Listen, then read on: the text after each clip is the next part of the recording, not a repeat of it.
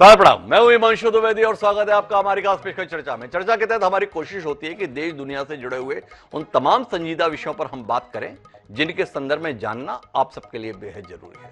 वह क्षेत्र जरूरी नहीं है कि केवल सियासत से जुड़ा हो, वह जीवन के किसी भी क्षेत्र से जुड़ा हो, पर उसके मायने अगर व्यापकता में जनहित से जुड़े हुए हैं तो उस पर हम कोशिश करते हैं कि बात करें। इसी क्रम में आज हम फिर एक बार बात करने जा रहे हैं। हमारा आज का विषय न्यायपालिका से जुड़ा हुआ है। देश में इस समय टकराव की स्थिति साफ तौर पर दिखाई दे रही है। यह टकराव कार्यपालिका और न्यायपालिका के बीच में है। कोशिश इसमें विधायिका को भी शामिल करने की दिखाई देती है। यही हमारा आज का विषय है, कॉलेजियम कलह जारी रार भारी। संदर्भ यह है कि जब से इस सरकार में बतौर कानून मंत्री किरण रिजिजू के द्वारा पदभार संभाला गया है, तब से वह यह जताने की कोशिश कर रहे हैं, बताने की कोशिश कर रहे हैं न्यायपालिका को भी और देश की जनता को भी कि हमारे यहाँ की न्यायपालिका के अंदर जिस प्रकार की व्यवस्था है वह बहुत सुरुचिपूर्ण नहीं है, वह बहुत जनहितकारी नहीं है, वह बहुत न्यायिक दृष्टि से स्पष्ट नहीं है। और यह जो प्रक्रिया है वो जस्टिस के नियुक्ति के संदर्भ में हाई कोर्ट और सुप्रीम कोर्ट में जो जजों की नियुक्ति की प्रक्रिया समय समय पर सर्वोच्च न्यायालय के द्वारा पारित आदेश के माध्यम से वर्ष 1993 से अस्तित्व में आई है, उसके चलते कहीं ना कहीं न्याय प्रभावित हुआ है, यह जताने की कोशिश सरकार के द्वारा कानून मंत्री किरण रिजिजू के द्वारा की जा रही है। पर यह कोशिश तो लंबे समय से चल रही है। फिर हम आज बात क्यों कर रहे हैं? बात हम इसलिए कर रहे हैं कि गत शुक्रवार को एक घटनाक्रम हुआ सर्वोच्च न्यायालय में। सर्वोच्च अदालत में दो जजों की एक पीठ थी। उस पीठ ने देश के अटॉर्नी जनरल को तलब किया और इस बात पर नाराजगी जताई कि कॉलेजियम के द्वारा तकरीबन 1.5 माह पहले जिन नामों की सिफारिश सर्वोच्च न्यायालय में न्यायाधीश पद के संदर्भ में की गई, उस पर सरकार के द्वारा अभी तक निर्णय नहीं लिया गया है। उस पीठ ने साथ में यह भी कहा कि यह ठीक नहीं है, आप हमें अप्रिय निर्णय लेने के लिए बाध्य न करें। स्पष्ट तौर पर एक चेतावनी थी। देश के अटॉर्नी जनरल आर वेंकटरमणी के द्वारा इस संदर्भ में 10 दिन का समय अदालत से मांगा गया और 10 दिन तो छोड़िए, 24 घंटे के अंतर्गत ही सरकार ने फैसला लिया और 5 नए जजों की नियुक्ति के संदर्भ में आदेश जारी हो गए। देश के कानून मंत्री किरण रिजिजू, जिनके संदर्भ में हम जिक्र कर रहे हैं, उन्होंने ही ट्वीट करके इस बात की जानकारी भी दी कि भारत के राष्ट्रपति की ओर से इस प्रकार का आदेश जारी कर दिया गया है। उन्होंने नियुक्त जजों के लिए शुभकामनाएं भी दी। लगा कि सब कुछ शायद ठीक दिशा में आगे बढ़ रहा है, पर मामला यहीं पे नहीं रुका। इसके बाद किरण रिजिजू इलाहाबाद उच्च न्यायालय के बार के एक कार्यक्रम में शामिल हुए और उस बार के कार्यक्रम में उन्होंने एक बार फिर न्यायपालिका को सीधे तौर पर निशाने में लिया। उन्होंने अपने बयान में भाषण के माध्यम से यह कहा कि मैंने एक रिपोर्ट देखी जिसमें बताया गया कि चेतावनी दी गई है। उन्होंने कहा कि हम सब सेवक हैं, यहां कोई चेतावनी नहीं दे सकता, हम संविधान के दायरे में काम करते हैं। तो कुल मिलाकर साफ तौर पर दिखाई दिया कि कानून मंत्री अभी भी अपनी उस राय के साथ हैं जिसमें जजों की नियुक्ति की प्रक्रिया को लेकर असहमति है। पर वह असहमति परस्पर संवाद में नहीं आ रही है, वह असहमति देश में सर्वोच्च बताई जाने वाली संसद के माध्यम से भी व्यक्त नहीं हो रही है, वह व्यक्त हो रही है अलग अलग मंचों से। और यह अप्रसन्नता या असहमति या कटुता एक तरफा नहीं है, समय समय पर न्यायाधीश स्तर पर भी इस संदर्भ में टीका टिप्पणी की जा रही है। तो आज हम इसी पर बात करेंगे, समझने की कोशिश करेंगे कि जिस संविधान का निर्माण इस देश में इस कल्पना के साथ किया गया कि तीनों स्तंभ जिसके अंतर्गत कार्यपालिका, न्यायपालिका और विधायिका आती है, वह अपने अपने अधिकार और दायित्व की समझ बूझ के साथ देश हित में, जनहित में फैसले लेंगे, वो अचानक जूझ क्यों रहे हैं? अपने आप को सेवक भी बता रहे हैं और अधिकारियों के लिए संघर्ष भी कर रहे हैं। तो इसी पर हम बात करेंगे। हमारे साथ इस क्षेत्र से जुड़े हुए 4 खास मेहमान चर्चा के लिए मौजूद हैं, उनसे आपका परिचय कराएं और इस संवेदनशील मसले पर कुछ तथ्य परक, कुछ विचार परक बात करने की कोशिश करें। उससे पहले समय है आज के विचार सूत्र का। हमारा आज का विचार सूत्र कहता है कि कोई भी व्यक्ति कानून से ऊपर नहीं, ना ही कोई उससे नीचे है। थियोडोर रूजवेल्ट, जो प्रसिद्ध अमेरिकी राजनीतिज्ञ रहे, उनके द्वारा यह विचार दिया गया था। कानून की सर्वोच्चता को उन्होंने स्थापित करना चाहा। सभी कानून की सर्वोच्चता को तो स्थापित करना चाहते हैं, पर उसकी सर्वोच्चता को स्थापित करने की प्रक्रिया के माध्यम से खुद को शायद सर्वोच्च दिखाना भी चाहते हैं। इसी को अपने जहन में रखते हैं, उसके साथ अपनी चर्चा को आगे बढ़ाते हैं। हमारे साथ इस चर्चा का हिस्सा बनने के लिए 4 खास मेहमान हैं। हमारे साथ भारतीय जनता पार्टी के विधि प्रकोष्ठ के लंबे समय तक प्रमुख रहे नरेश चंद्र गुप्ता जी, जो स्वयं अधिवक्ता भी हैं, हमारे साथ हैं। हमारा मृणाल पंत जी हैं, वह भी जाने माने लॉयर हैं और साथ साथ मध्य प्रदेश कांग्रेस कमेटी के प्रदेश महामंत्री भी हैं। हमारे साथ में इस चर्चा को गंभीरता प्रदान करने के लिए रिटायर्ड जस्टिस के त्रिवेदी साहब खासतौर पर जुड़े हैं। उनकी मौजूदगी निश्चित रूप से हमें दिशा देने में मददगार होगी। और साथ ही हमारे साथ डॉक्टर मनोज गौरकेला जी भी हैं, जो अधिवक्ता हैं सुप्रीम कोर्ट में। आप चारों का स्वागत है। चर्चा की शुरुआत नरेश चंद्र गुप्ता जी से ही करते हैं। देश के प्रति आस्था है, देश के संविधान के प्रति आस्था है, न्यायिक संस्था के प्रति आस्था है, लोकतांत्रिक संस्थाओं के प्रति आस्था है। इतनी तमाम आस्थाओं के साथ में रहते हुए भी नरेश चंद्र गुप्ता जी हो क्या रहा है, इस पर सवाल है। पर आप कुछ कहें उससे पहले उस बयान को सुनते हैं जो इस कार्यक्रम की बुनियाद है। एक बार सुनिए। हम लोग सेवक हैं, सब लोग सेवक हैं, सेवा करने के लिए आए हैं। मालिक कोई है तो जनता है, और हमारा गाइड कोई है तो संविधान हमारा गाइड है। संविधान के मुताबिक जनता की सोच से देश चलेगा। कोई किसी को वार्निंग नहीं दे सकते हैं। हम लोग इस देश, इस महान देश का एक सेवक के रूप में अपने आप को देखता हूं, वही बहुत बड़ी बात है। हमको मौका दिया है काम करने के लिए। तो अब नरेश जी आपकी ओर रुख करते हैं। बहुत परेशान है आपकी सरकार, हमारी भी सरकार है, पर चूंकि जिस पार्टी से आप ताल्लुक रखते हैं उसके नेतृत्व में सरकार है, इसलिए प्रथमतया आपकी सरकार कोशिश की थी उसने एक न्यायिक आयोग बनाने की। देश की सर्वोच्च अदालत के द्वारा उसको खारिज कर दिया गया। संसद से बात बनी नहीं, तो अब किस तरीके से बात बनाने की कोशिश है ये समझ नहीं पा रहे। थोड़ा रोशनी मिले नरेश जी, चाह क्या रहे हैं आप लोग?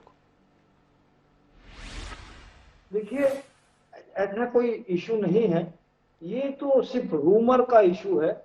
जो बयान पूर्व में नहीं दिया गया था, इस बयान का उन्होंने खंडन किया। वो जो हवाले से छपी थी उसका उन्होंने खंडन किया, और उन्हें कहा गया कि आपको वार्निंग मिली है सरकार को। तो उन्होंने कहा ऐसा सच ना मैंने कभी बयान दिया है, ना हमें कोई वार्निंग मिली है। तो भारत सरकार तो जो वर्तमान में हमारे मंत्रिपरिषद के लोग हैं, वो पूर्णतः संवैधानिक दृष्टिकोण से संविधान के पालन में और संवैधानिक संस्थाओं के आदर के साथ काम करने की इच्छा शक्ति रखते हैं, और उसी स्वरूप में काम कर रहे हैं। देखिए, हमने एक कमीशन बनाया था, कमीशन को डिसएग्री हुआ, तो हमने उसके लिए कुछ नहीं, ठीक है, ये तो न्यायपालिका का अधिकार क्षेत्र है, न्यायपालिका जो कर रही है, कोई इशू नहीं है। तो ये तो सारी चीजें जो तथ्य में नहीं थी, उसके रेफरेंस में सारी बात की गई थी। जी नरेश, इतना सरल मसला तो नहीं है। देश के कानून मंत्री बाकायदा चिट्ठी लिख रहे हैं जजों की प्रक्रिया में सरकार के प्रतिनिधि को शामिल किया जाए। कैसा आप इनकार कर रहे हैं? हमें कोई एतराज नहीं। जिस न्यायिक आयोग को संसद ने पारित किया उसको देश की सर्वोच्च अदालत के द्वारा खारिज कर दिया गया। जो संसद से पारित है वो मंजूर नहीं हुआ। आप चाहते हैं कि आप खत लिख दें और मंजूरी मिल जाए, इसी देश की प्रक्रिया में आप हिस्सा बनाना चाहते हैं। एक सवाल। दूसरा, जस्टिस संजय किशन कौल, जस्टिस अभय एस ओका की खंडपीठ ने देश के अटॉर्नी जनरल को सीधे तौर पर कहा था, और कहा था कि सरकार के कदम की वजह से उसे मुश्किल और अप्रिय निर्णय लेने के लिए मजबूर मत करिए। और इसके बदले में अटॉर्नी जनरल ने 10 दिन का समय मांगा था। 10 दिन की जगह 24 घंटे में उस फाइल को क्लियर कर दिया गया जो 1.5 महीने से मंजूरी के लिए अटकी हुई थी। और उस मंजूरी के बाद में देश के कानून मंत्री सार्वजनिक तौर पर यह बयान दे रहे हैं।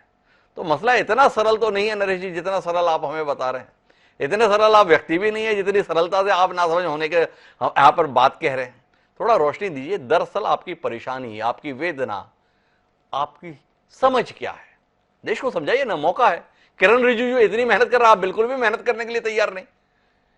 हम तो पूरा मेहनत कर रहे हैं हिमांशु जी। जो तथ्य नहीं है और जिस चीज को उन्होंने डिक्लाइन किया कि हमने ऐसा कहा ही नहीं, हमने ऐसा कोई पत्र ही नहीं लिखा है सरकार को कि कॉलेजियम में एक हमारा मेंबर होना चाहिए, ये बात की उन्होंने, उस बात का उन्होंने खंडन किया जिसके आधार पर ये सारी चीजें डेवलप हुई, जिस बात का खंडन हो चुका है। कौन सा खंडन किया? किरण रिजिजू ने तो एक रिटायर्ड हाईकोर्ट जस्टिस के बयान को ट्वीट तक कर दिया। कहें तो वो बयान आपको सुनवा देता हूं, उससे आप मानेंगे क्या कि किरण रिजिजू वाकई चाहते हैं कि देश में जजों की नियुक्ति की प्रक्रिया में सरकार की भागीदारी हो? बात क्या कह रहे हैं नरेश जी आप? मतलब पूरे देश के अंदर जो आपकी सरकार, आपके कानून मंत्री कह रहे हैं, आप स्वयं उसके साथ खड़े नहीं है क्या? देखिए हिमांशु जी, किरण रिजिजू जी का मैं एक बयान बता रहा हूं जिसको उन्होंने, कानून मंत्री ने दिल्ली बार एसोसिएशन के कार्यक्रम में इस समाचार का खंडन किया कि उन्होंने पत्र लिखकर कॉलेजियम में सरकार प्रतिनिधि होने की बात कही थी जी। इस बात का उन्होंने कैटेगोरिकली खंडन किया है जी। और सरकार को कोई दिक्कत नहीं है कोलिजियम प्रणाली से। आप यहां पर यह भी बात कहने के लिए तैयार है भारतीय जनता पार्टी के जिम्मेदार नेता होने के नाते कि जो कुछ भी है एकदम ठीक है, खामखा में देश की सर्वोच्च अदालत परेशान होती रहती है, ये भी आप कहना चाहेंगे? ये देखिए हिमांशु जी, मैंने ये नहीं कहा जी, ये मैंने नहीं कहा। किरण रिजिजू जी का बयान है कि हमने ऐसा कभी बयान नहीं दिया, ऐसा नहीं लिखा है, ये आधार है। और ये हम तो नहीं बोल रहे कि सुप्रीम कोर्ट ने बेवजह बोल, ये जो मीडिया में और दूसरी चीजों में आ रही थी गलत बयानबाजी का, उसका उन्होंने खंडन किया, जिसका वो बाकी चीजों का मैं आधार अपनी वही था। पीसीआर टीम से कहता हूं कि जरा थोड़ी देर में वो किरण रिजिजू के उस ट्वीट को आपको उपलब्ध कराए नरेश जी, ताकि आप कम से कम इस दलील से बच के निकलने की कोशिश ना करें कि नहीं नहीं हमारे द्वारा ऐसा कोई विषय नहीं है। लेकिन मैं इस चर्चा को आगे बढ़ाता हूं, मृणाल पंत जी के पास पहुंचता हूं। नरेश जी तो अभी ही हथियार डाल दिए ऐसा लग रहा है, पर मृणाल जी आपको जानना चाहता हूं कि भारतीय जनता पार्टी के नेता ने इस विषय पर हथियार डाल दिए, तो आप भी अपने हथियार रख देंगे या आप इस बात पे अपनी नाराजगी, अपनी क्षुब्धता, अपना आक्रोश जाहिर करेंगे कि देश की सर्वोच्च अदालत के साथ कहीं ना कहीं छेड़छाड़ करने की कोशिश हो रही है? हिमांशु जी, ना सिर्फ छेड़छाड़ करने की कोशिश हो रही है, बल्कि देश की सर्वोच्च अदालत को अपने अंगूठे और अपने पांव के तले रखने की स्पष्ट तरीके से कोशिश हो रही है। जब से भारत आजाद हुआ है, तब से शुरुआती 50-60 सालों में सरकारों की हमेशा कोशिश यही रही कि लोकतंत्र मजबूत हो, और लोकतंत्र की मजबूती के लिए जरूरी था कि उसकी संस्थाएं मजबूत हो। न्यायपालिका तो वैसे ही लोकतंत्र के 4 स्तंभों में से एक है, और जिस तरह का हमारे संविधान निर्माताओं ने विचार किया था, उसमें जो चेक एंड बैरियर्स का सिस्टम लगाया था, वो इसीलिए लगाया गया था कि अगर विधायिका कोई ऐसा कदम उठाती है जो संविधान की मूल भावना के खिलाफ है, तो न्यायपालिका उसमें हस्तक्षेप करे। अब दिक्कत यहाँ ये आती है कि जो वर्तमान केंद्र सरकार है, ये सरकार एक एकाधिकारवादी विचारधारा से निकलकर सामने आई है जी। इस सरकार और इस दल को ऐसा लगता है कि अगर हम सरकार में आ गए हैं तो लोकतंत्र का अर्थ नहीं है, संविधान की मूल भावना का अर्थ नहीं है, लोगों के अधिकारों का अर्थ नहीं है, और चुनी हुई सरकार की जो इच्छा है वो सर्वोपरि है।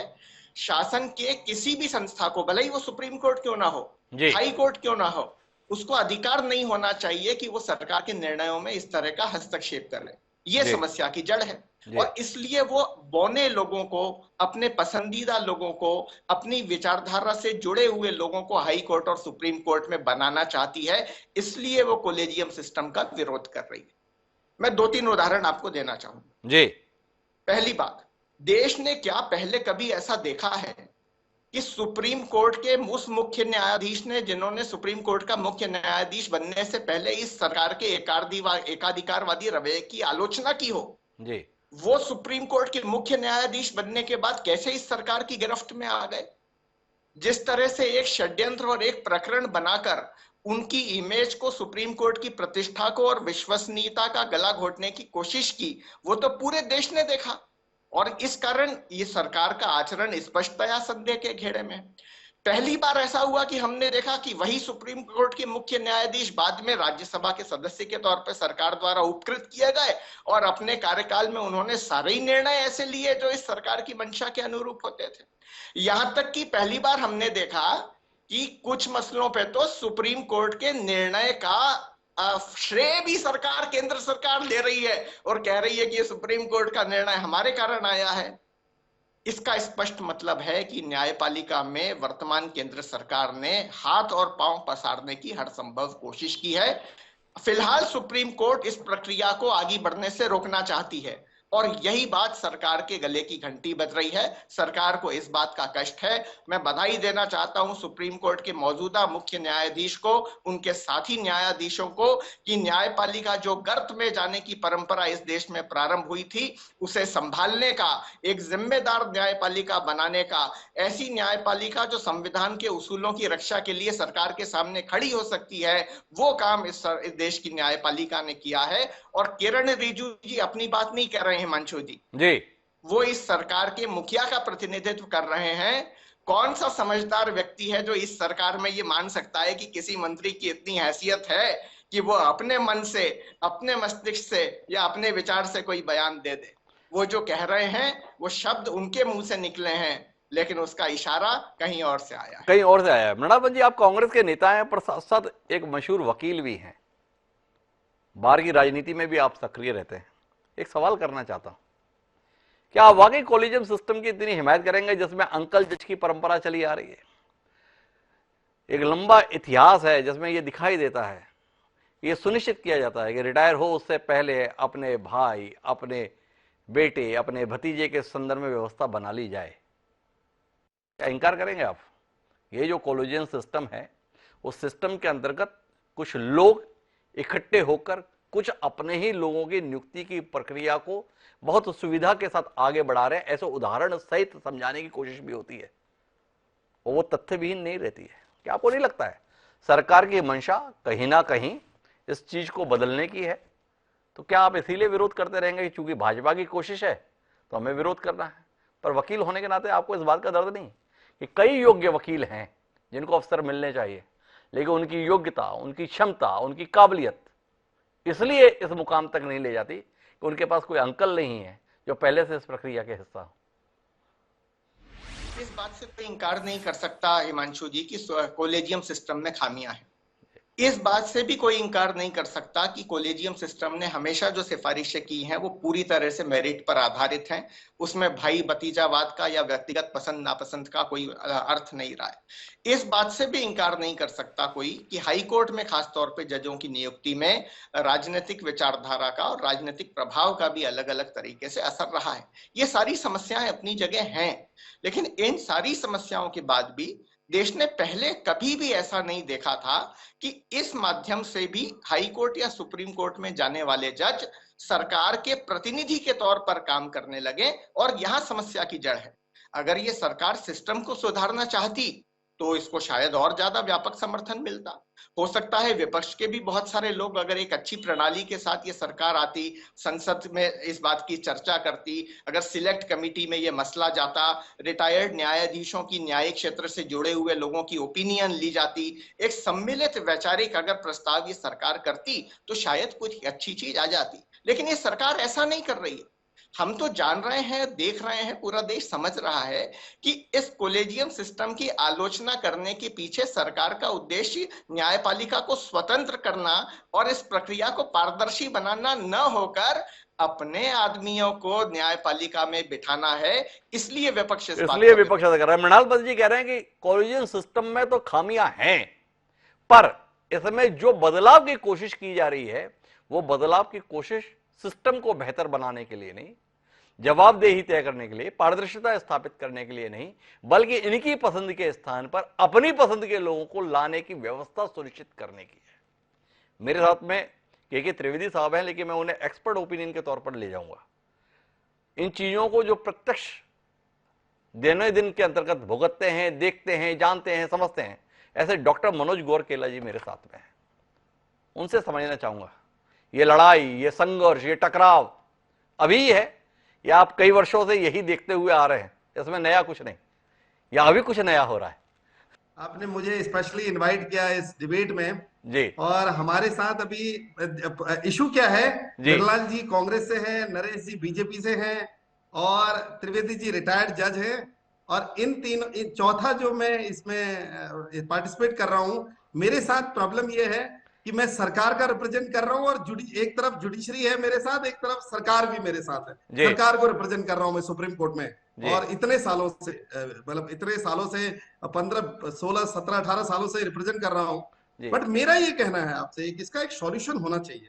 एक्चुअली ये आज की कहानी नहीं है। जब मैं 2002 में सुप्रीम कोर्ट आया था तब भी ये प्रॉब्लम थी और आज भी ये प्रॉब्लम है। और ये प्रॉब्लम जो है, मैंने ये प्रॉब्लम तब से लेके आज तक है। और सुप्रीम कोर्ट में ये कहा गया है कि अपने भाई भतीजा इस सबको वो करते हैं, अपॉइंट करते हैं। ये तब भी सुन रहा था मैं, आज भी सुन रहा हूं। और ये रस्साकसी। मनोज जी, मेरा एक बीच में छोटा सा सवाल है। प्रॉब्लम तब भी थी, प्रॉब्लम अब भी है, पर प्रॉब्लम क्या थी? इनकी पसंद के लोग आ रहे हैं, मेरी पसंद के नहीं आ रहे, ये प्रॉब्लम है? या किसी की पसंद के ना आए, लोग चाह रहे हैं कि जो योग्य हैं वो आए, इसको लेकर संघर्ष है? थोड़ा इस बार रोशनी दीजिए ना। 2002 में भी थी, 2023 में भी है, पर प्रॉब्लम क्या है? प्रॉब्लम इस बात को लेकर है कि देखो ये कैसे अपनी पसंद के लोगों को ले आते हैं, हमारी पसंद के लोग रह जाते हैं। तो लड़ाई इस बात को लेकर है, या इस बात को लेकर कोई चिंतित है जिम्मेदार पद पर बैठा हुआ व्यक्ति कि देखो समाज में, इस विधा में, इस क्षेत्र में कितने योग्य, कितने संभावनाशील लोग हैं, इनको अवसर नहीं मिल पा रहा है इस व्यवस्था को बेहतर बनाया जाए। आपका जातीय अनुभव? या मेरा पर्सनल अनुभव ये है, मैं आपको बताना चाह रहा हूं कि अभी जो है सुप्रीम कोर्ट ने एक डेजिग्नेटेड सीनियर एडवोकेट अपॉइंट होता है सुप्रीम कोर्ट में, वो भी कोलेजियम का अपॉइंट करती है। तो उसमें सुप्रीम कोर्ट ने एक नोटिफिकेशन निकाला कि जितने भी सुप्रीम कोर्ट में वकील वकालत कर रहे हैं वो लोग अपना बायोडाटा सबमिट करें और इस डेट से पहले सबमिट करें, जितने भी रिपोर्टेड जजमेंट हैं सारे सबमिट करें। और मैं भी उनमें से एक हूं, मैंने वो बायोडाटा बनाया और सारे अभी तक के रिपोर्टेड जजमेंट क्लब किए और वो रिपोर्टेड जजमेंट सुप्रीम कोर्ट के पास गए और वो जितने भी सुप्रीम कोर्ट जज हैं उनकी कॉपियां उनके पास जाएंगी। तो इससे क्या होगा कि सुप्रीम कोर्ट में वकील वकालत करने वाले लोग, वो लोगों की जो फाइल जाएगी, जो एप्लीकेशन जाएगी, बायोडाटा जाएगा, उनके रिपोर्टेड जजमेंट जाएंगे, उनके अचीवमेंट जाएंगे, उनके बेसिस पे उन जजेस को पता चलेगा कि ये इतना कॉम्पिटेंट व्यक्ति है। अब समस्या क्या है, अब आज की डेट में जो कोलेजियम सिस्टम है, चाहे वो हाई कोर्ट के जजेस का अपॉइंटमेंट हो, चाहे सुप्रीम कोर्ट के जजेस का अपॉइंटमेंट हो, डायरेक्ट सुप्रीम कोर्ट में जजेस अपॉइंटमेंट हो, उसमें ऐसा बायोडाटा आज तक भारत के इतिहास में आज तक कभी मांगा नहीं गया। ये अगर ये इस तरह से जो कोलेजियम, क्योंकि हाई कोर्ट के 5 जजेस की कोलेजियम उसको उनका नाम सुप्रीम कोर्ट भेजती है, फिर सुप्रीम कोर्ट की कोलेजियम सिस्टम वो फाइनली मिनिस्ट्री में जाता है, फिर फाइनली राष्ट्रपति जी उसको अपॉइंट करते हैं। कई बार तो जो भारत के राष्ट्रपति उन्होंने वापस कर दी फाइल कि इन लोगों का हम अपॉइंटमेंट नहीं कर, किस बेसिस पर आप अपॉइंट कर रहे हैं। तो इस तरह का सिस्टम जो कोलेजियम का है, मेरा ये मानना है कि इतने लोगों का आज की डेट में, चाहे वो ट्रिब्यूनल हो, टैक्स ट्रिब्यूनल हो, उसमें सुप्रीम कोर्ट के जजेस जो है, मुझे आज भी याद है टीएस ठाकुर उस समय सुप्रीम कोर्ट के जज थे, उन्होंने इंटरव्यू लिया था और जिसमें काफी सारे लॉयर अपॉइंट हुए थे। एक इंटरव्यू सिस्टम और इतने लोगों का open biodata, IAS exam Bharat का कोई भी नागरिक दे सकता है, फॉर्म भर सकता है, अप्लाई कर सकता है। तो इस कोलेजियम सिस्टम में भी हर व्यक्ति, जैसे मैं खुद हूं, मैं खुद को मानता हूं मैं एलिजिबल हूं हाईकोर्ट जज के लिए, तो मेरे से भी हर व्यक्ति से, भारत के हर व्यक्ति से बायोडाटा मांगना चाहिए, उनका इंटरव्यू होना चाहिए और उसके बाद कोलेजियम सिस्टम डिसाइड करें। और कोलेजियम सिस्टम में अगर एक मिनिस्टर भी रहता है तो मुझे नहीं लगता, क्योंकि 3 जज, भारत की किसी भी कॉन्स्टिट्यूशन बेंच के जजमेंट में 3 जजेस की जो ओपिनियन है वो फाइनल ओपिनियन मानी जाएगी। अगर 5 जज है तो 3 जजों ने जो जजमेंट किया वो फाइनल माना जाएगा। अगर उनमें एक मिनिस्टर भी रहता है तो उसकी ओपिनियन चाहे कुछ भी हो, अगर वो रहता है तो मुझे नहीं लगता इसमें जो है कोई प्रॉब्लम होगी। और क्या आपको नहीं लगता डॉक्टर मनोज केरकेला कि एक मिनिस्टर की मौजूदगी नेगोशिएशन की ताकत बढ़ा देगी? देखो भाई, 3 तुम अपनी पसंद के कर रहे हो, 14 मेरा नाम भी शामिल कर लो मिल बांट के। क्या आपको इस बात का खतरा नहीं दिखता कि ये कुल मिलाकर मौजूदगी जो चाही जा रही है वो ये कि सब तुम्हारे ना रहें, कुछ हमारे भी रहें? यही तो मृणाल चंद्र चिंता बता रहे हैं। मैं आपसे एक बात कहना चाह रहा हूं, इस देश में जब जब इंटरव्यू का सिस्टम होगा, इंटरव्यू के सिस्टम में, इसीलिए जितने भी भारत के एग्जाम हैं, वो देश का आईएएस एग्जाम हो या हायर जुडिशरी एग्जाम हो, हायर जुडिशरी में भी एडीजे अपॉइंट करते हैं, उसमें प्री होता है, मेन होता है, फिर इंटरव्यू होता है, तब जाके व्यक्ति को सेलेक्ट किया जाता है, ताकि कोई भाई भतीजाबाद इसको कर ले उसको कर ले वाला उम्मीद ना हो। कल के दिन अगर वो कोर्ट में चैलेंज भी करता है तो उसके पेपर मंगाए जाते हैं, उसके द्वारा लिखा हुआ सारे रिकॉर्ड मंगाए जाते हैं। अगर हम पार्लियामेंट को अगर गलत बोलते हैं तो इस देश में राष्ट्रपति पार्लियामेंट अपॉइंट करता है, जो राष्ट्रपति पार्लियामेंट और सुप्रीम कोर्ट से ऊपर पद पर बैठा है, और उस राष्ट्रपति से पार्लियामेंट, सुप्रीम कोर्ट और राष्ट्रपति से ऊपर भारत का संविधान है, और संविधान के आर्टिकल 124(2) में अपॉइंटमेंट ऑफ सुप्रीम कोर्ट जजेस है, 117 में हाईकोर्ट के जजेस का अपॉइंटमेंट। तो संविधान से ऊपर सुप्रीम कोर्ट नहीं है, संविधान से ऊपर राष्ट्रपति नहीं है, संविधान से ऊपर पार्लियामेंट नहीं है, और पार्लियामेंट इस देश के गवर्नर अपॉइंट कर रही है, पार्लियामेंट लोकसभा। मनोज जी, मैं 2 मिनट रोकना चाहूंगा, कहां खो रहे हैं आप? अरे आपके एक वरिष्ठ साथी रहे हैं, नाम है उनका जगदीप धनखड़, वो कभी आपके सुप्रीम कोर्ट में सीनियर हुआ करते थे, आजकल देश के उपराष्ट्रपति भी हैं। उन्होंने पिछले दिनों एक बयान दिया जिम्मेदार मंच पर, और उन्होंने बताया कि संविधान कोई सर्वोच्च नहीं है। ये जो केशवानंद भारती के केस को लेकर इतने समय से कहानी चल रही है, बोले इसमें मेरी सहमति नहीं है, सर्वोच्च तो संसद है। आपका सीनियर बोल रहा है, अपने सीनियर की बात को जाने दीजिए, देश का उपराष्ट्रपति बोल रहा है, भूल जा रहा है। देखिए, भारत के संविधान में ये सब कुछ लिखा है, उसमें अपॉइंटमेंट पार्लियामेंट कैसे चलेगी वो संविधान में लिखा है, सुप्रीम कोर्ट, अब किसी किसी का वो इंडिविजुअल ओपिनियन है, किसी के इंडिविजुअल ओपिनियन से हम पूरे देश का सिस्टम नहीं बता सकते ये गलत है सही है। मैं मुझसे अगर आप लीगल ओपिनियन मांगेंगे, और हर जज की अगली ओपिनियन होती है, हर अटॉर्नी जनरल की अपनी है, हर लॉयर की अपनी ओपिनियन होती है, हर एडवोकेट जनरल की अपनी ओपिनियन है। मेरी ओपिनियन तो आप अपनी ओपिनियन बताओ डॉक्टर मनोज कोइराला जी, ये जो अभी संघर्ष चल रहा है ये सिस्टम को बेहतर बनाने के लिए चल रहा है या सिस्टम में अपनी हिस्सेदारी बढ़ाने के लिए चल रहा है? सवाल केवल इतना है, सिस्टम की बेहतरी के लिए ये लड़ाई है या सिस्टम में अपनी हिस्सेदारी बढ़ाने की लड़ाई है? अब मेरा ये मानना है कि अगर सिस्टम में बेहतरी कहें या सिस्टम में अपनी भागीदारी कहें, जो भी कहें, आज की डेट में मैं आपको ये बताना चाहता हूं, कई सुप्रीम कोर्ट में अगर कोलेजियम अपॉइंट कर रही है तो वो भी तो वो जो है राष्ट्रपति फाइल वापस करते रहे, राष्ट्रपति अपॉइंट नहीं कर रहे, फाइनल अथॉरिटी तो राष्ट्रपति न करे, राष्ट्रपति अपॉइंट। देन जब अब्दुल कलाम जी थे राष्ट्रपति, मुझे आज भी याद है, नहीं हुआ अपॉइंटमेंट, उन्होंने वापस फाइल भेज दी। अब उसमें क्या करेंगे आप? हालांकि इस अपॉइंटमेंट में देखिए अपॉइंटमेंट कैसे होता है, एक हाई कोर्ट जुड़ी हुई एक कॉन्स्टिट्यूशन अथॉरिटी है, सुप्रीम कोर्ट एक कॉन्स्टिट्यूशन अथॉरिटी है, राष्ट्रपति का ऑफिस कॉन्स्टिट्यूशन अथॉरिटी है, लॉ मिनिस्ट्री में एक अलग से स्पेशल सेल बना हुआ है वो कॉन्स्टिट्यूशन अथॉरिटी है, आईएएस बनाने के लिए तो एकमात्र कॉन्स्टिट्यूशन अथॉरिटी जो है वो पब्लिक सर्विस कमीशन है। बट एक हाईकोर्ट जज, सुप्रीम कोर्ट जज, एक हाईकोर्ट जज बनाने के लिए तो हाईकोर्ट एक कॉन्स्टिट्यूशन अथॉरिटी, दूसरा supreme court constitution authority, Rashtrapati Bhavan constitution authority, उसके बाद ministry of law and justice का एक अलग सेपरेट डिपार्टमेंट है, वहां पर सारे आईएएस ऑफिसर बैठे हुए हैं और वहां पर आईएलएस ऑफिसर बैठे हुए हैं। तो ये इतने बड़े देश को चलाने के लिए ये सिस्टम बना हुआ है। बस मेरा ये निवेदन है, कोलेजियम सिस्टम में जिस तरह से आप सीनियर एडवोकेट अपॉइंट करते हैं, उसमें सबके बायोडाटा लेते हैं, सबका इंटरव्यू लेते हैं, हर जज के पास फाइल होती है उस वकील की, वैसे ही सुप्रीम कोर्ट के जजेस, हाई कोर्ट के जजेस अपॉइंट करने के लिए उनकी फाइल उनके पास होनी चाहिए, इंटरव्यू होना चाहिए, तब कोलेजियम। तो मनोज कोइराला जी एक अलग दिशा दे रहे हैं, उनका कहना है मिनिस्ट्री का व्यक्ति रहे नहीं रहे वो बात की बात है, पर अभी कोलेजियम सिस्टम जिस तरीके से नियुक्ति कर देता है उसमें कोई पारदर्शिता दिखाई नहीं देती। आपको वकीलों के संदर्भ में सीनियर एडवोकेट डेजिग्नेट करना है तो इसके लिए आपको लग रहा है उनका बायोडाटा लेना चाहिए, उनका इंटरव्यू होना चाहिए, सीनियर एडवोकेट डेजिग्नेट, और आप सीधे हाईकोर्ट का जज नियुक्त कर रहे हैं, सुप्रीम कोर्ट का जज नियुक्त कर रहे हैं, उनके संदर्भ में किसी चीज की जरूरत नहीं है। 4 लोगों ने मिलकर तय कर लिया इसको कर दो, हो गया, और सरकार के साथ अपेक्षा है कि हमने भेज दिया है, तुम्हारा काम रबर स्टाम्प है, साइन मारो और भेज दो। वाकई ऐसा है? तो मेरे साथ में जस्टिस के त्रिवेदी साहब है, उनसे समझना चाहता हूं इस पूरे घटनाक्रम से क्या देख रहे हैं त्रिवेदी साहब।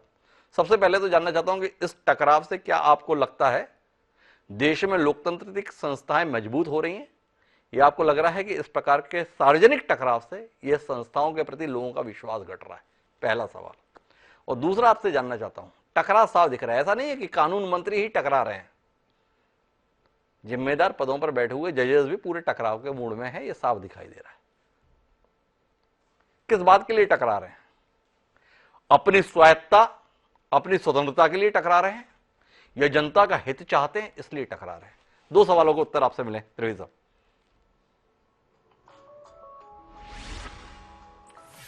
देखिए, पहली चीज तो मुझे तो कोई कहीं ऐसी स्थिति दिखती नहीं जी कि कहीं कोई टकराव है या कोई युद्ध छिड़ा हुआ है जी। मैं समझ रहा हूं जो कुछ भी है वो सिर्फ गलतफहमी है। कहीं कहीं कुछ इस तरह की चीजें बनी हुई हैं और बाकी चीजें जो हैं वो उसको बहुत ज्यादा तूल दिया जा रहा है जी।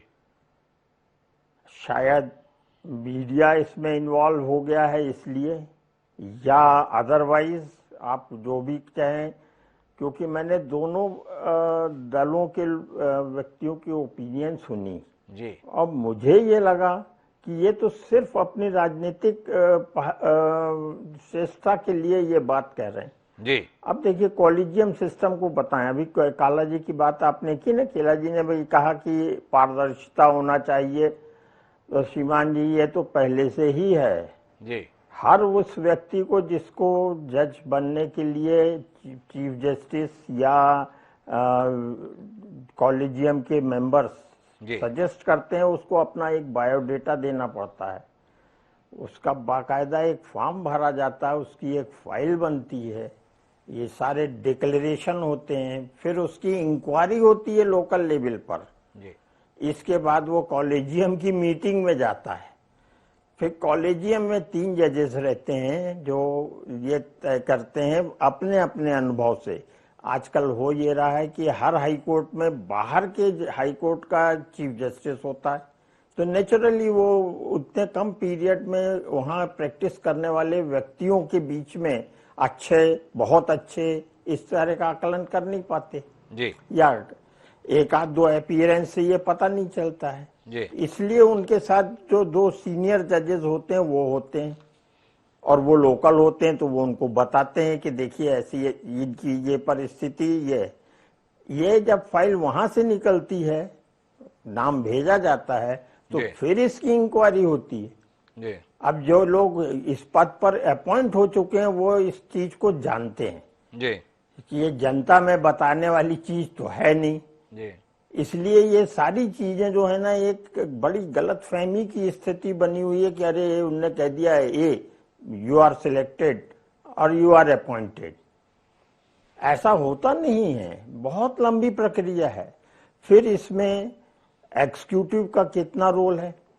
जब किसी हाई कोर्ट जज के लिए नाम जाता है तो वो पहले मिनिस्ट्री में जाता है, वहां से स्क्रूटनी की जाने के बाद सारी चीजें जानकारी एकत्र करने के बाद फिर सुप्रीम कोर्ट कॉलेजियम में जाता है। वहां जब सुप्रीम कोर्ट का कॉलेजियम आवश्यक समझता है तो उस व्यक्ति का इंटरव्यू भी लेता है जी। ये रिसेंटली शुरू हुआ है जी।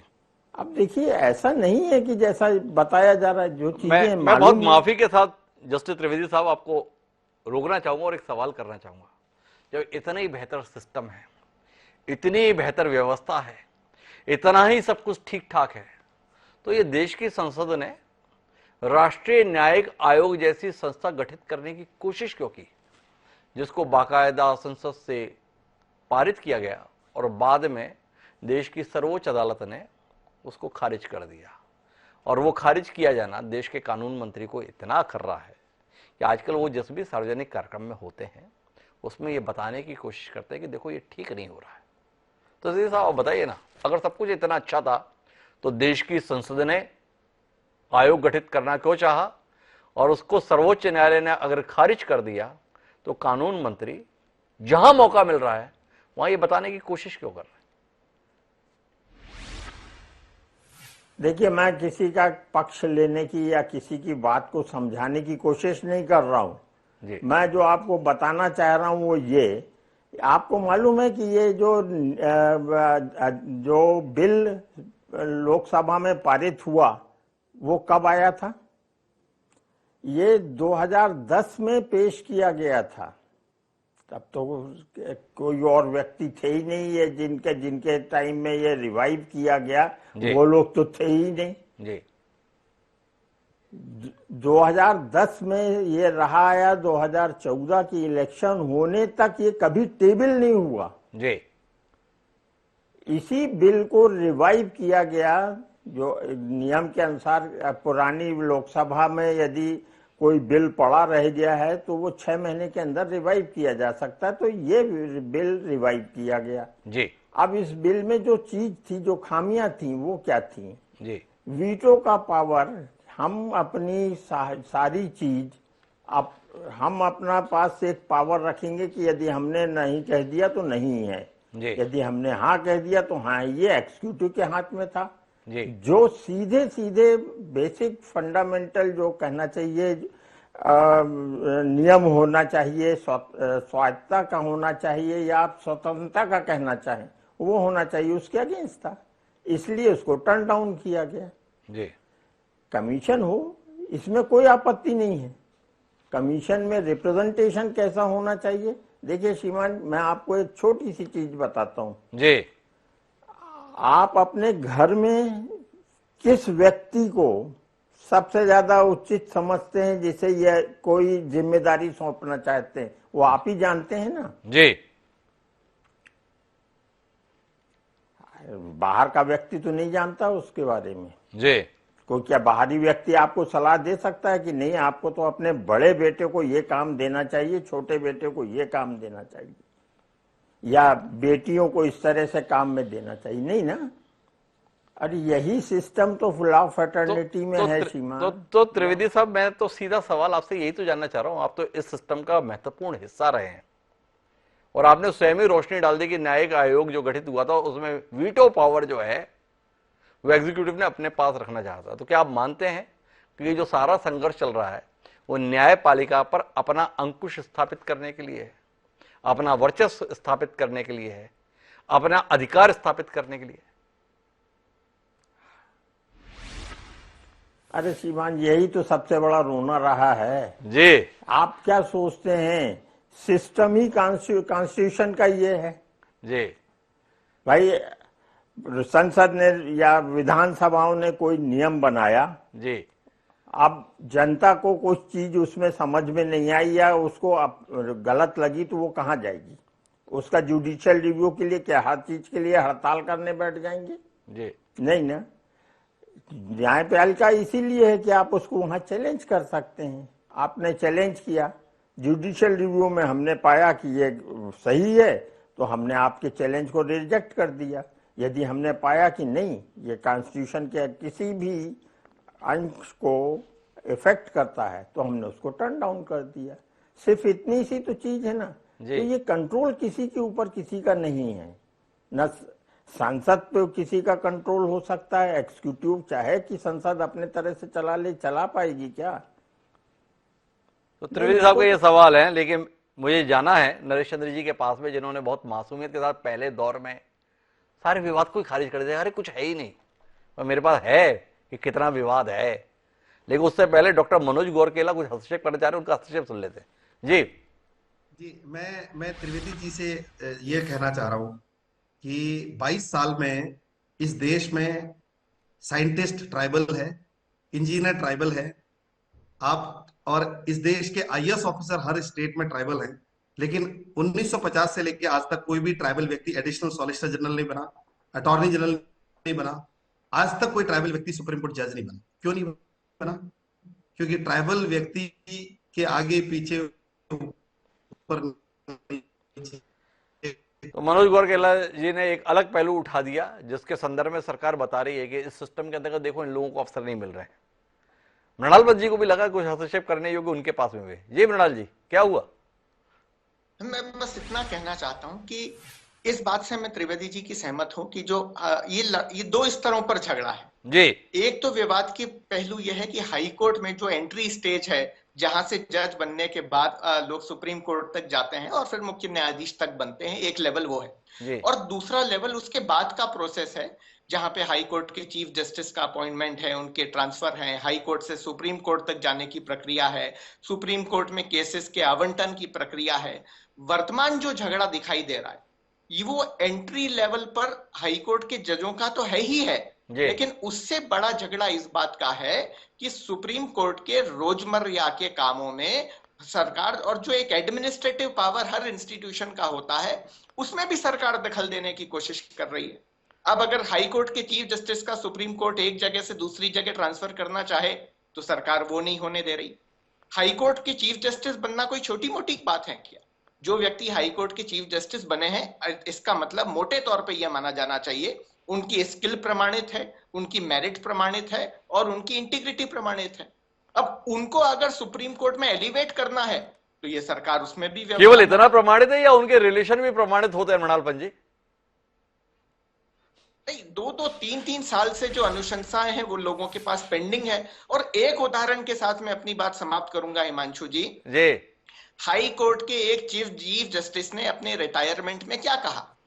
उत्तराखंड के चीफ जस्टिस थे, उन्होंने ये डिसीजन पारित किया था जब केंद्र की सरकार ने राज्य की सरकार को, विपक्षी दल की सरकार को बर्खास्त किया, तो अपने रिटायरमेंट के समय उन्होंने कहा, क्योंकि उनका एलिवेशन सुप्रीम कोर्ट में होने वाला था और केंद्र की सरकार ने एक कॉन्स्टिट्यूशनल मेरिट पे आधारित डिसीजन देने के कारण उनसे बदला निकाला, उनसे वैमनस्यता निकाली और सुप्रीम कोर्ट तक उनको जाने नहीं दिया। तो उनको कहना पड़ा, दूसरे कई जजेस को कहना पड़ा सुप्रीम कोर्ट के, कि इस सरकार का रवैया बदला लेने वाला रवैया है, इस सरकार की प्रवृत्ति अनकॉन्स्टिट्यूशनल है और इस सरकार की प्रवृत्ति सुप्रीम कोर्ट की इंडिपेंडेंस छीन लेने की है। यह झगड़ा है जहां तक हाईकोर्ट में नियुक्ति का सवाल है, मैं जस्टिस त्रिवेदी जी की बात से पूरी तरह सहमत हूं कि हमेशा उसमें एक ह्यूमन जजमेंट का एक पार्ट रहेगा ही रहेगा, क्योंकि जो वरिष्ठ जज होते हैं, हाई कोर्ट के चीफ जस्टिस होते हैं, वो एक दो अपीयरेंस में तोल पाते हैं, देख पाते हैं कि किस वकील की मेरिट कितनी है, उनको उसका अंदाजा होता है। और जब कई कई बार ये अपीयरेंस हाई कोर्ट के जस्टिस के सामने होते हैं, तो मृणाल जी, वही दिक्कत की बात यह है कि मैं कई ऐसे जजों को भी नियुक्त होते हुए देख लेता हूं जिनकी कोर्ट में अपीयरेंस ही नहीं है और पता चलता है कि वो जो है अब सम्मान्य हाईकोर्ट जज हो गए हैं। ऐसे भी दृश्य हैं, ऐसे भी मौके हैं, ऐसे भी अवसर हैं जिसके आधार पर सुधार की बात हो रही है। मृणाल जी, आपके दाएं बाएं में बैठे हुए लोगों में ही से वो लोग निकले हुए हैं, इसलिए आप भी इस बात से इंकार नहीं करेंगे। लंबी लड़ाई लड़ते रहते हैं आप इन मुद्दों पर मैं नरेश जी के पास चलता हूँ। नरेश जी, उससे पहले एक ट्वीट दिखवाता हूँ, देखिए ना, आपके हमारे सम्मान्य कानून मंत्री जी का है। देखिए वो क्या बोल रहे हैं, वो लिख रहे हैं वॉइस ऑफ जज इंडियन डेमोक्रेसी के संदर्भ में। तो नरेश जी, देखा आपने ट्वीट? ये जस्टिस सोढ़ी जो रिटायर हो गए, उन्होंने कॉलेजियम सिस्टम पर सवाल उठाते हुए बात कही, देश के कानून मंत्री को बहुत भाई, और उन्होंने उसको अपने ट्वीट के माध्यम से सार्वजनिक भी किया। फिर भी आप इतनी मासूमियत से अभी भी कहना चाहेंगे हाँ कुछ नहीं, वाकई कुछ नहीं? देखिए हिमांशु जी, जी सबसे पहली बात जो मेरे कांग्रेस के मित्र बोल रहे थे जी कि कांग्रेस सरकार की मंशा जुडिशरी सिस्टम पर कंट्रोल करने की है जी, ये सरकार की कतई यह इच्छा नहीं है, और ये सिर्फ इनका संशय है, इनका डर है, क्योंकि ये कृत्य इनकी तत्कालीन प्रधानमंत्री और इनके पूर्व नेताओं ने इंदिरा जी के समय में ये सब कृत्य कर चुके थे। इसलिए इनके मन में है, क्योंकि इन्होंने ये सब देश को दिखा चुका है जी, जो इमरजेंसी के आसपास इन्होंने जो कृत्य किया, इस देश के पूरे कॉन्स्टिट्यूशन को ही नहीं, जुडिशरी सिस्टम को भी कैप्चर कर लिया था। प्रयास नहीं किया था, कैप्चर कर लिया था। जुडिशरी में क्या क्या नहीं किया इन्होंने, किस आदमी को प्रमोशन को रोका, चीफ जस्टिस बनने से किसको रोका गया और किस नंबर के व्यक्ति को चीफ जस्टिस बनाया, ये पूरे देश जानते हैं। तो ये मृणाल जी, आप जो बोल रहे थे ना, ये आपका कृत्य है, आपके एक वो बोलो नरेश जी, कब तक आप जो है इमरजेंसी का हवाला देते हुए वर्तमान सवालों से कन्नी काटोगे? भाई इन्होंने जो किया इमरजेंसी के समय पे उसका पाप भी भोग लिया, भाई 3 साल के लिए जनता ने वापस बिठा दिया बाहर, पर वही जनता उसी कांग्रेस को, उसी इंदिरा गांधी को प्रचंड बहुमत के साथ देश में वापस ले आई। तो कब तक आओगे? अभी के संदर्भ में बात करते हैं ना नरेश जी, आप जैसा बौद्धिक रूप से समृद्ध व्यक्ति हमारे साथ पैनल में मौजूद है, थोड़ा वर्तमान सवालों के उत्तर दीजिए। कहां अतीत में गुलाड़े खा रहे हैं? अरे बताइए तो सही, जगदीप धनखड़ जी इतने साल सुप्रीम कोर्ट में रहे, तब तो नहीं लगा उन्हें कि केशवानंद भारती केस ठीक नहीं है, उत्तर जो उसमें जजमेंट दिया गया 1973 का दिया गया आदेश 2023 में देश के उपराष्ट्रपति को आपत्तिजनक लगने लगा, जिसके आधार पर इतने फैसले आए? तो बताइए तो सही इसके संदर्भ में क्यों आप अदालत पर किसी और का वर्चस्व चाहते हैं? केवल सवाल इतना है नरेश जी, उत्तर दीजिए ना। बोल रहा हूं ना, वर्चस्व बिल्कुल नहीं है जी, लेकिन हम ये चाहते हैं, पूरा देश की यह जनता, एक एक व्यक्ति चाहता है अदालत में भी सारी चीजें एक सिस्टम से हो, एक डिसिप्लिन से हो, ना कि इंदिरा गांधी के जैसे जो कृत्य किए गए थे कांग्रेस पार्टी ने, उस स्वरूप में कोई भी सिस्टम, इस प्रजातंत्र का कोई भी अंग उस रूप में काम करे। एक बात समझाइए नरेश जी, किरण रिजिजू जी का बयान मैंने सुनवाया, कहें तो दोबारा सुनवा दूं। उन्होंने कहा कि जनता की इच्छा के अनुसार देश का शासन चलेगा, जनता अपनी इच्छा से सरकार चुनती है, तो कुल मिला के सरकार जो चाहेगी वही चलेगा, बाकी कुछ नहीं चलेगा। यही है ना देश के कानून मंत्री का कहना? नहीं, बिल्कुल नहीं है यह कहना, ये किसी चीज का मिस इंटरप्रिटेशन है, मेरा इंटरप्रिटेशन भी नहीं है, दिस इज मिस इंटरप्रिटेशन। जी, कैसे? हमने कभी समझाइए ना हमें। सरकार ने जब भी कोई चीजें को सुप्रीम कोर्ट ने टर्न डाउन किया तो हमने उसको ऐसा, उसको बैकडोर से नहीं लाया, जैसे शाहबानो प्रकरण में किया था ना, इस सरकार ने तो आपने भी तो किया, ये SC/ST के संदर्भ में जिस धारा को कोर्ट ने हटा दिया, आप भी तो ले गए संसद में, वो पलट दिया। कब तक शाहबानो के संदर्भ में दलील दोगे नरेश जी? ऐसा थोड़ी, थोड़ा बहुत पढ़ लिख के ही बैठते हैं हम लोग भी। नहीं, आप पढ़ लिख के बिल्कुल बैठे हैं। आपको बता दूं, वो सरकार के साथ साथ वो संविधान की मंशा के अनुकूल है और देश की आवश्यकता है शाहबानो प्रकरण देश की आवश्यकता नहीं थी। वो किसी समुदाय विशेष को चुनाव को प्रभावित करने की नियत से किया हुआ था। और इस पर यदि कांग्रेस का मेरा मित्र यह कहना चाहे कि वो उस बात से डिसएग्री है तो वो बोलते हैं कि वो डिसएग्री थे उस बात से। और मैं आज खुले मन से बोलता हूं, शाहबानो प्रकरण में हम पूर्णतः आज भी असहमत हैं।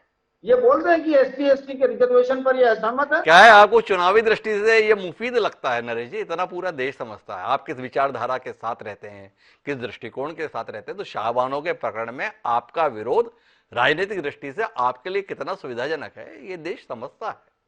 और SC/ST के संदर्भ में बोल के मृणाल पंत अपनी राजनीतिक संभावनाओं को पूरी तरीके से खत्म कर दें, ऐसा आप अपने मित्र के संदर्भ में क्यों चाहते हैं? ये जानने में भी मेरी दिलचस्पी है, मृणाल पंत के साथ कैसा रिश्ता रहा है आपका? नहीं, मैं तो ये बता रहा हूँ, वास्तविक हमने जो निर्णय लिया है जी। वो निर्णय किन कारणों से और किन परिस्थितियों में, देश की आवश्यकता क्या है जी। यदि ये इस बात को डिसएग्री करे, देश की आवश्यकता नहीं है तो ये बोल ले। जी, बहरहाल आप तो मुद्दे पर है ना, अभी हमारा SC/ST कानून पर नहीं है। अभी तो हम केवल माननीय कानून मंत्री के इस बयान को समझते हैं कि जनता के इच्छा के अनुसार देश चलेगा। हमने तो सोचा था कि देश संविधान के अनुसार चलेगा, देश कानून के अनुसार चलेगा, पर देश के कानून मंत्री ने देश को बताया है कि देश जनता की इच्छा के अनुसार चलेगा और देश की जनता सरकार चुनती है। तो कुल मिलाकर सरकार जो चाहती है वो होगा। ये इस देश की सर्वोच्च अदालत को भी समझना चाहिए नरेश जी। सर, मैं आपको हिमांशु जी आपको उनका बयान पढ़ देता हूं जी। कानून मंत्री किरण रिजिजू ने दिल्ली बार एसोसिएशन के एक कार्यक्रम में इस समाचार का खंडन किया कि उन्होंने ऐसा कोई पत्र लिखा है। कानून मंत्री किरण रिजिजू ने कहा, हम जनता के सेवक हैं, हम संविधान के हिसाब से काम करते हैं। आप शब्द सुन लीजिए, हम संविधान के हिसाब से काम करते हैं, जनता ही मालिक है। सुप्रीम कोर्ट की चेतावनी को नकारते हुए उन्होंने कहा कि कुछ मीडिया रिपोर्ट्स में कहा जा रहा है कि सुप्रीम कोर्ट ने चेतावनी दी है, जबकि ऐसी कोई स्थिति नहीं है। तो किरण रिजिजू ने यह कहीं नहीं कहा आप लिखा हुआ बताना चाहते हैं। मैं आपको जो उन्होंने बोला वो सीधे सुनवाता हूं, एक बार फिर सुनवा देता हूं, सुनिए ना, क्या बुराई है? सुनवाओ भाई, क्या बोल रहे हैं देश के कानून मंत्री? सब लोग सेवक हैं, सेवा करने के लिए आए हैं। मालिक कोई है तो जनता है, और हमारा गाइड कोई है तो संविधान हमारा गाइड है। संविधान के मुताबिक जनता की सोच से देश चलेगा। कोई किसी को वार्निंग नहीं दे सकते हैं। हम लोग इस देश, इस महान देश का एक सेवक के रूप में अपने आप को देखता हूं, वही बहुत बड़ी बात है। हमको मौका दिया है काम करने के लिए। जानना चाहता हूं नरेश जी, आप बता रहे हैं कि देश का सर्वोच्च न्यायालय किसी को चेतावनी नहीं दे सकता, या सर्वोच्च न्यायालय को चेताया जा रहा है? नाम नहीं लिया आपको, उन्होंने यह कहा नहीं दिया है, ये शब्द कहा, दे नहीं सकता नहीं। और उन्होंने कहा कि हम संविधान के अनुसार काम करेंगे। देखिए, मेरा एकदम बहुत टूटा पॉइंट है। उन्होंने कहा कि we will work according to the constitution of India. ये बहुत बड़ा शब्द है, इसको मिस इंटरप्रेट ना करें लोग जी। उन्होंने संविधान के आधार पर काम करने तो नरेश जी की दलील है, देखो देश के कानून मंत्री कह रहे हैं हम संविधान के अनुसार काम करेंगे, फिर भी हाय तौबा मचाए रहते हैं। क्यों मृणाल जी, अभी भी परेशान है आप? कह दो दिया देश के कानून मंत्री ने, जो भी करेंगे देश के संविधान के अनुसार करेंगे। और कितना अपने आप को समर्पित बताएं, बता रहे हैं सेवक हैं हम सब लोग, सेवा करने के लिए आए हैं, फिर भी आप परेशान रहते हैं, फिर भी आरोप लगाते हैं, फिर भी आक्षेप लगाते हैं, फिर भी शिकायत करते हैं। कैसे लोग हैं आप? सरकार की और इस सरकार के मंत्रियों की यही तो खासियत है हिमांशु जी। जी, कह रहे हैं कि हम जनता के सेवक हैं जी, लेकिन वास्तव में जो व्यवहार है वो निरंकुश तानाशाह जैसा है। जब अपने मन की नहीं होती तो अपने मन की मनवाने के लिए लोकतांत्रिक तरीके से जितनी भी संस्थाएं इस देश में बनाई गई थी, और बात ये केवल हाई कोर्ट और सुप्रीम कोर्ट की न्यायपालिका की नहीं है जी। हम चुनाव आयोग की बात करें, चुनाव आयोग के साथ भी यही हाल है। हम सी की बात करें, क्या इस सरकार के कार्यकाल से पहले किसी ने देखा था कि सीबीआई के मुखिया को हटाने के लिए पूरी दिल्ली की दिल्ली पुलिस सीबीआई मुख्यालय के ऑफिस को घेर ले और उसी सीबीआई के मुख्य कार्यकारी को वापस सुप्रीम कोर्ट ने रीस्थापित किया, रीस्टैब्लिश किया उसी जगह। तो एक संस्था की बात होती तो माना जा सकता था कि कहीं किरण रिजिजू की बात में थोड़ी सी लेश भर की सच्चाई है, लेकिन वास्तविकता यह है कि सत्ता में बैठने के बाद एक अनुभव की कमी हो सकती है। लेकिन मैंने जैसा पहले कहा, मेरी व्यक्तिगत तौर पे मान्यता ऐसी है कि जिस विचारधारा से ये सत्ताधारी दल के अधिकांश नेता निकल के आए हैं, वो शायद लोकतंत्र की उस मूल भावना को, उस मूल संघर्ष को, उस सर्व समावेशी भाव को, लोगों को आगे रखना, देश की प्रगति को आगे रखना, इसकी व्यवस्था को कायम रखने से ज्यादा अपनी विचारधारा को स्थापित करते हैं। मैं आखिरी बातचीत के लिए चलता हूं, तो मुझे आखिरी टिप्पणी के लिए डॉक्टर मनोज गोरकेला आपकी ओर रुख करना है, फिर मैं समापन त्रिवेदी साहब से करूंगा और आपसे ये जानना चाहता हूं, कुल मिलाकर टकराव चल रहा है, टसल चल रही है, यह साफ तौर पर दिखाई देती है, कितना ही इंकार करें। इससे लग क्या रहा है बतौर वकील, बतौर अधिवक्ता, आपको आने वाले समय में कुछ बेहतर होने की उम्मीद या बदतर होने की उम्मीद, ये जानने में दिलचस्पी है।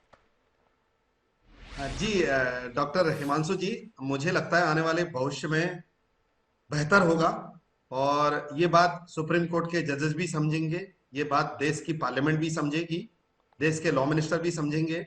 क्योंकि आज की डेट में मुझे ऐसा लगता है, 22 साल का मेरा एक्सपीरियंस है, मैं ये कहता हूं कि बहुत सारे योग्य लोग हैं, वो सुपर टैलेंटेड लोग हैं, बट वो जंगलों कंदराओं से आए हैं, गरीब परिवार से हैं, उनके घर में इतनी गरीबी है कि दिल्ली में रेलवे स्टेशन में रह के, मैं खुद दिल्ली में रेलवे स्टेशन में रह के आज इस देश का, इस भारतवर्ष का गवर्नमेंट लॉयर बना हूं, सुप्रीम कोर्ट में सीबीआई जजेस को पढ़ा रहा हूं, नेशनल जुडिशरी एकेडमी में, भारत के कई इंस्टीट्यूशन में पढ़ा रहा हूं, आईपीएस जजेस को कई इंस्टीट्यूशन में 1 रुपए तनख्वाह लेता हूं मैं। लेकिन मेरी बात उन तक पहुंचेगी कैसे, क्या माध्यम है पहुंचाने का? मैं अपनी बात किसी को नहीं बता सकता जो इस लेवल में, जो देश के हाईएस्ट पोस्ट में बैठे हुए हैं।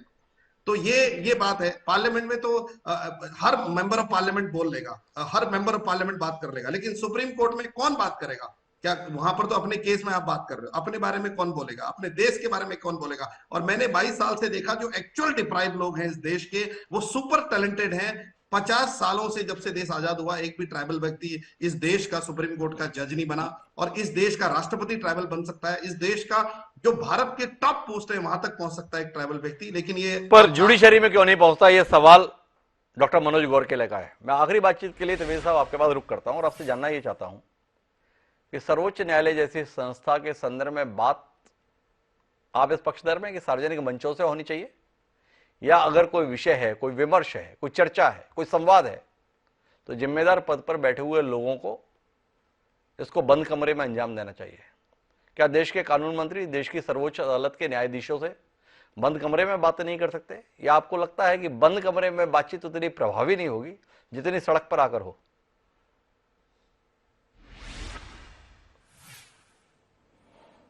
जी त्रिवेदी साहब। मेरा मत तो ये है कि ये जो संपूर्ण विषय जो है, ये सार्वजनिक डिस्कशंस के होते ही नहीं, ये कभी किया भी नहीं जाना चाहिए। इससे देखिए, हर एक चीज का अलग वो अर्थ निकाल लिया जाता है। मैं बहुत छोटा सा उदाहरण दूंगा जी। एक गिलास है, आधा भरा हुआ है, आधा खाली है जी, ठीक है। एक पॉजिटिव थिंकिंग वाला आदमी कहेगा कि ये आधा भरा है जी, और नेगेटिव थिंकिंग वाला कहेगा ये आधा खाली है जी, ठीक है। तो ये तो चीजें अगर ओपन इस तरह से डिस्कशंस किए जाएंगे या बहस की जाएगी या इन मुद्दों को तूल दिया जाएगा, तो ये यही होगा। कहीं से पॉजिटिव चीज निकल के आएगी भी तो निगेटिव से दब जाएगी। अगर आपको कुछ अच्छा करना है तो आप बैठ के विमर्श करिए। इसी एक्ट को ज्यादा अच्छे से बनाया गया होता तो क्यों सुप्रीम कोर्ट इसको टर्न डाउन करता? तो कुल मिला के त्रिवेदी साहब का कहना है, बात तो होनी चाहिए, संवाद तो होना चाहिए, विमर्श तो होना चाहिए, पर उपयुक्त स्थान पर होना चाहिए। सार्वजनिक तौर पर इस तरीके की बयानबाजी निश्चित तौर पर इन संस्थाओं को नुकसान पहुंचा रही है। सभी इस देश की बेहतरी चाहते हैं, सभी इस देश की जनता का भला चाहते हैं, सभी जवाबदेही के प्रति अपना समर्पण व्यक्त करते हैं, सभी इस देश के संविधान के प्रति अपनी आस्था व्यक्त करते हैं, सभी बेहतरी के लिए काम करने के दावा करते हैं। पर इसके बावजूद भी देख ये रहे हैं कि सब एक दूसरे से टकरा रहे हैं। अगर सबका उद्देश्य एक है सबकी नीयत एक है, सब एक नीति पर चलना चाहते हैं, तो फिर ये टकराव जनता के बीच में आ क्यों रहा है? इस पर विचार होना चाहिए और समय रहते इसका समाधान निकलना चाहिए। कहीं देर ना हो जाए कि लोगों का विश्वास इन तीनों स्तंभों से ही डिग जाए और ये देश के लिए ठीक नहीं होगी। इस अपेक्षा के साथ आप चारों मेहमानों का बहुत बहुत धन्यवाद हमारे साथ इस चर्चा का हिस्सा बनने के लिए। समय है आज के शेर का। कमाल का शेर हमें आज के लिए मिला। शायर ने लिखा कि आईना पत्थर से टकराना जरूरी तो नहीं, आईना पत्थर से टकराना जरूरी तो नहीं, बात जब है आईने से आईना टकराए। अशोक साहनी ने यह शेर लिखा था। उन्हें क्या पता था कि जो वो शेर में लिख रहे हैं और जिसके होने की उन्हें कल्पना नहीं है, उसे वो सामने साकार होते हुए दिखेंगे। ये स्तंभों का आपसी टकराना, आईनों का टकराना तो ये है, पर इन आईनों के टकराने से चकनाचूर हो जाने का खतरा है। हम इस खतरे से डरे हुए हैं। देखें ये आईने इस खतरे को महसूस कर पाएंगे और टकराने के स्थान पर साथ साथ आगे बढ़ने की कोई जुगत बढ़ाएंगे। इंतजार रहेगा। बहरहाल अब मुझे दीजिए, कल फिर एक नए विषय के साथ, तब तक के लिए